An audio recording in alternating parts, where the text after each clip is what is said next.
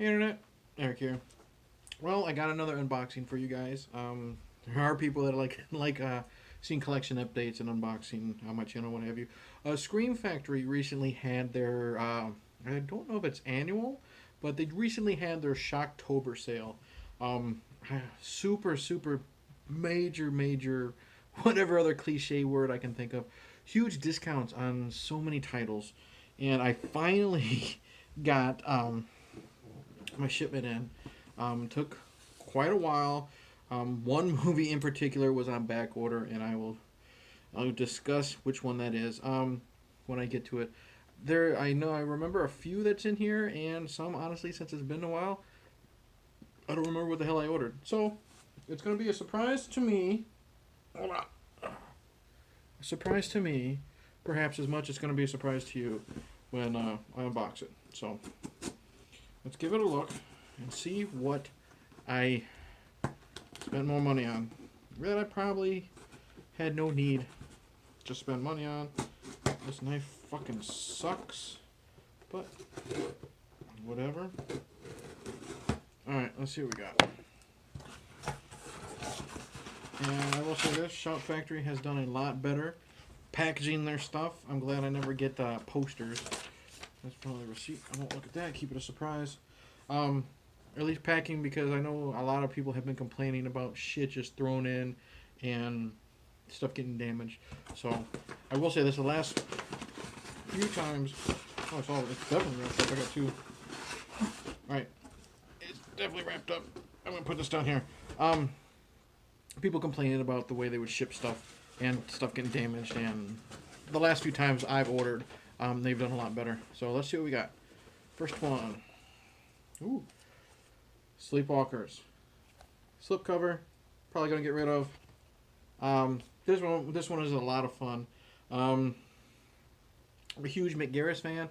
If you've listened to or watched on this channel, my Two Bearded Losers podcast, me and Frenzy are huge McGarris fans.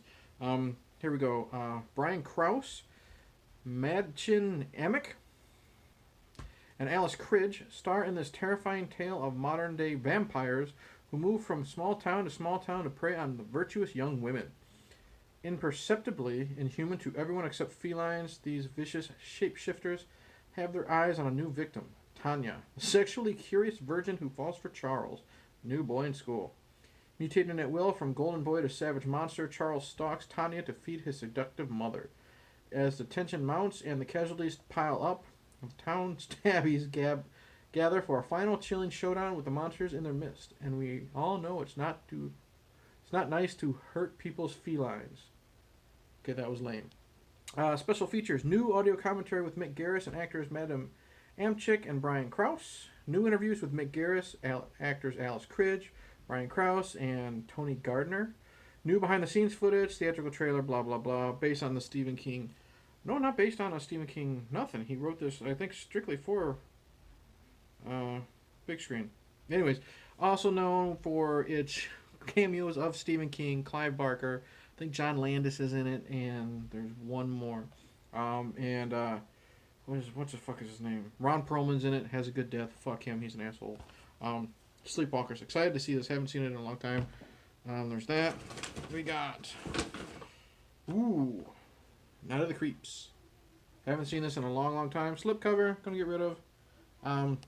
It's got a huge following. Like I said, Tom Atkins is in it, so it's got... At least he'll be good. When an alien experiment goes awry, it crashes to Earth in 1959 and infects a young college student. 27 years later, his cryogenically frozen body is thawed out by fraternity pledges, and the campus is quickly overrun by alien creatures whose victims turn into zombies.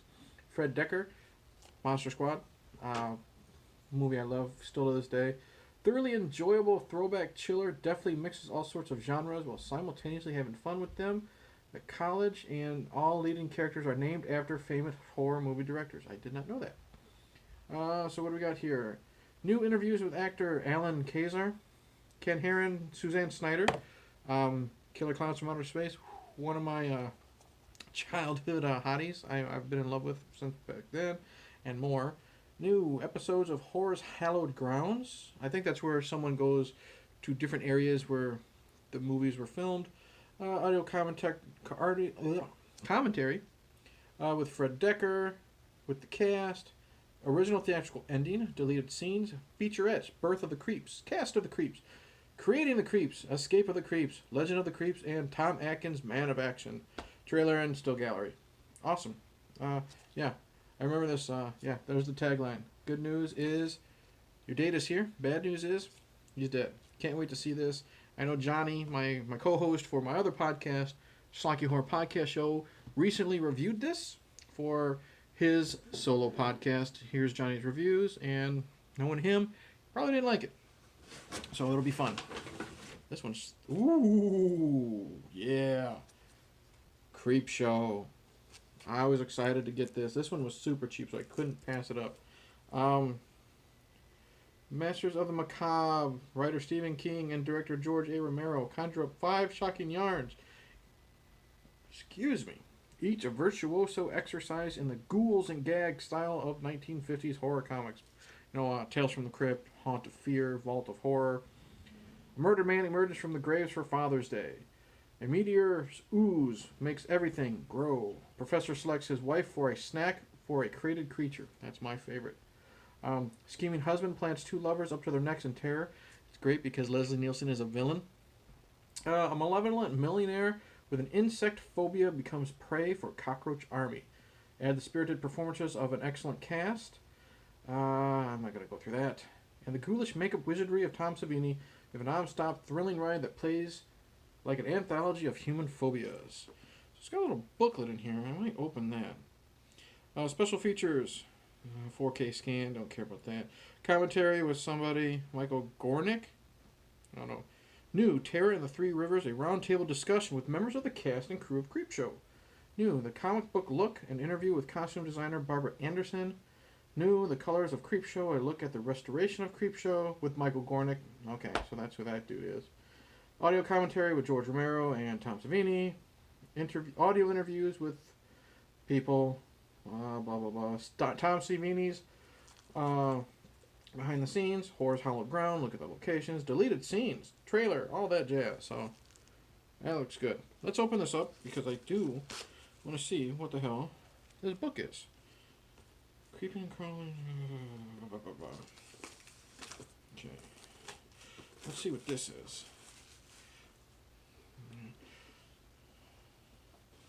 So, you got... Come away. Oh, and we got... Ooh, and the alternate cover is the cover for the Stephen King book, which I do have, of course, because I'm a Stephen King nut. So many of his books that I haven't read yet, that I own. And there's that. I'll probably keep this as the cover. And this book, where did I put it? Oh, it's right here. Look at the book. Creepshow, Masters of the Macabre. Oh, okay. It's a, I guess, behind the scenes thing. Creepshow by Michael Gingold. So it must just be like, maybe it looks like a history of EC Comics, Romero stuff. Let's see here. Yeah. Okay. So it's kind of like a little cool digibook. Is that what they're called? I don't know. Oh well. That's cool. So that's probably the only one I'm going to open up, like... Let's see. Look at that. Like, I'm not going to, like, open the packages of that stuff, because there's no point. I mean, I could show you the alternate covers, but I don't give a shit about that. I'll make a decision there. So that was it. And I got some more here.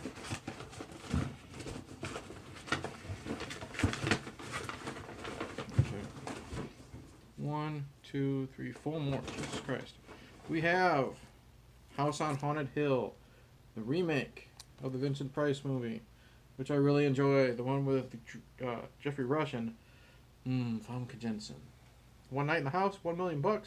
No questions asked. But there is a catch for anyone who accepts the offer. Murder is a way of life at the House on Haunted Hill, a jolting, effects-ramped remake of the 1959 cult classic that starred Vincent Price and was directed by screen horror legend William Castle. Well, that was the original. Okay. Yeah, Jeffrey Rush plays twisted theme park big shot Stephen Price, who's hosting a scary, jokey birthday party bash for his wife, Famke Janssen. And in a band, I get distracted with her. At an abandoned institute for the criminally insane, Taye Diggs, Ali Larter, Bridget Wilson, Peter Gallagher, and Chris Kattan portray strangers mysteriously assembled for the event that could make them all very rich or profoundly dead. And you? We wouldn't start the party without you. Cheesy as fuck. Jeffrey Combs is also in this. Special features, new interviews with the director, Tale of Two Houses, vintage featurette, behind the scenes, deleted scenes, theatrical trailer. Yeah, a lot of fun. I like these. What was it? Is it Dark Castle? Like they did this Ghost Ship, 13 Ghosts. I don't remember Gothica very much, but speaking of Johnny, he just reviewed this one. Didn't like it. Surprise, surprise. But it is fun listening to him get frustrated having to watch these movies that he doesn't like. Ooh, hate this cover, so please tell me there's an alternate poster art. But I love the film. Well, I don't love it, but it's fun. Man's Best Friend. This is a good one. Right when Lance Henriksen started doing his anything for a paycheck part of his career. Pulse-pounding action. Sure. And spine-chilling thrills. Put the bite into the sci-fi shocker starring Ali Sheedy. I like how she's credited with The Breakfast Club and X-Men Apocalypse when she's in X-Men Apocalypse for like the opening 5 minutes, if that, and she's on screen for maybe 3. And they didn't credit her. It was Short Circuit. And Lance Henriksen. When an ambitious news journalist breaks into a genetic research facility, she uncovers the biggest story of her career and unleashes the lab's most dangerous experiment, Max. Genetically enhanced guard dog with a vicious killer instinct. Superior sight, hearing, strength, and intelligence make him faster, stronger, and smarter than almost any other animal alive, and deadlier. Without the neuropathic drugs needed to curb his aggressive nature, his predatory urge surges out of control. Once he tastes blood, nothing can stop him. It's stupid fun. This is the movie, if you've seen Friday, Johnny Witherspoon just passed away. If you've seen Friday, this is the movie where Pops, Johnny Witherspoon, is watching when he's in his room, and the dog's biting the mailman on the ankle.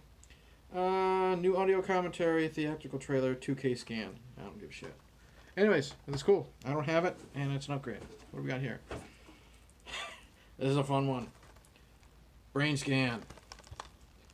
After Terminator 2 with Edward Furlong, after Pet Sematary 2, but before American History X. So he was on his way down his little slope before American History X brought him up, and then he fell back down.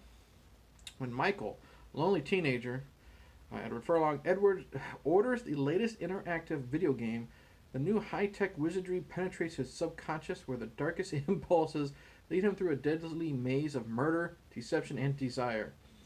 Pursued by a homicide detective and prodded by the trickster who materializes into his room, Michael is torn between the worlds of good and evil, reality and fantasy, and ultimately, life and death.